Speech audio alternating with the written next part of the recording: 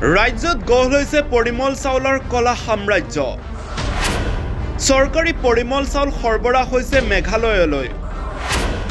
ট্ৰাকে ট্ৰাকে পৰিমল চাউল গৈছে বহিৰাজ্যলৈ। ধুবুৰীৰ পৰা গুৱাহাটীৰ মাজেৰে মেঘালয়লৈ যায় পৰিমল চাউল। ৰাজ্যত অব্যাহত আছে চোৰাং চাউলৰ বেহা।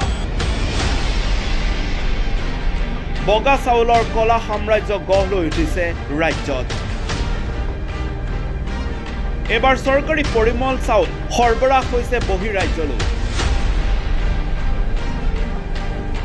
ধুবুৰীৰ পৰা গুৱাহাটীৰ মাজেৰে সৰবৰাহ হৈছে চৰকাৰী পৰিমল চাউল। এই দৃশ্য চাওক, এয়া লখৰাৰ গড়চুক আৰক্ষীয়ে জব্দ কৰা এখন ট্ৰাক। এই ট্ৰাকৰ ভিতৰতে আছে 240 বেগ পৰিমল চাউল। এই চাউলখিনি ধুবুৰীৰ পৰা মেঘালয়লৈ লৈ যোৱাৰ সময়তে লখৰাত আৰক্ষীয়ে অভিযান চলাই হাতে লোতে কৰায়ত্ব কৰিলে।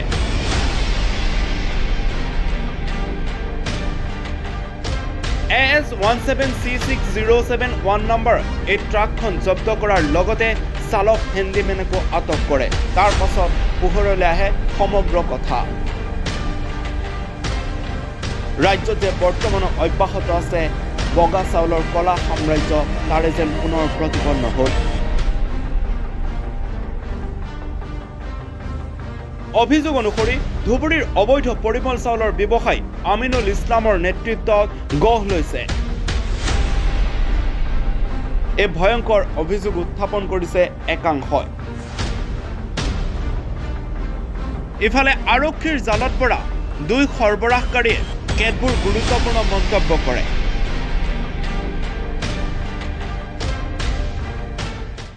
দাদা ক'ৰ পৰা জানি চাউলটো ক'ৰ পৰা আনিছিল? হে কোনে পঠাইছিল? এই ৰাজমিলৰ মালিকে। নাম কি মালিকৰ? হে আমিনুল ইছলাম। চাউল ধৰি বেপাৰ কৰি আছে এতিয়া বহুত দিন ধৰি।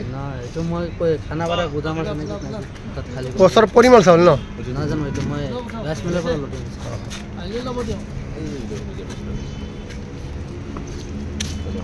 ৰবিউল ছেইদ, চিৰাজুল হক নামৰ দুই লোকক আটক কৰিছিল আৰক্ষীয়ে।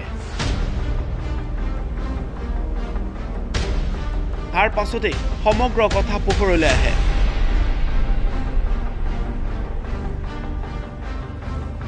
ৰাজ্যত এতিয়া এনেদৰে গঢ় লৈ উঠিছে পৰিমল চাউলৰ এখন কলা সাম্ৰাজ্য।